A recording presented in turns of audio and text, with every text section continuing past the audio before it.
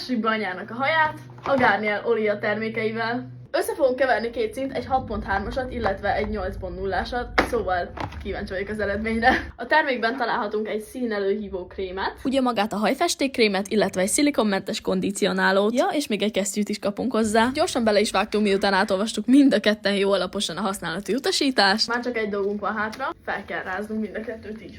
Na, miután összekeverődött minden is mindennel, utána jöhetett igazán a hajfestés, ami nálunk igazából egy tök jó anya-lánya programot foglal be, ugyanis tök jókat beszélgetünk és sztorizgatunk közben. Most 20 percig hagyjuk csak a hajtöveken, és utána pedig felvisszük a teljes hajhosszra. Egyébként ez a Garnier Olia egy ammóniamentes hajfesték, ami nem károsítja a hajat. Tartós hajszint ígér nekünk 60%-os olajtartalommal. Hajmosás után ezt a szilikonmentes kondicionálót is felvisszük, ami igazából egy ilyen aftercolor ápoló. Ez a before. Mint láthatjátok, nekünk az őszhajszálak elfedése is egy fontos szempont volt, viszont hála az égnek ezeket is sikerült elfednie, és szerintem büszkén mondhatom, hogy édesanyukám elégedett volt.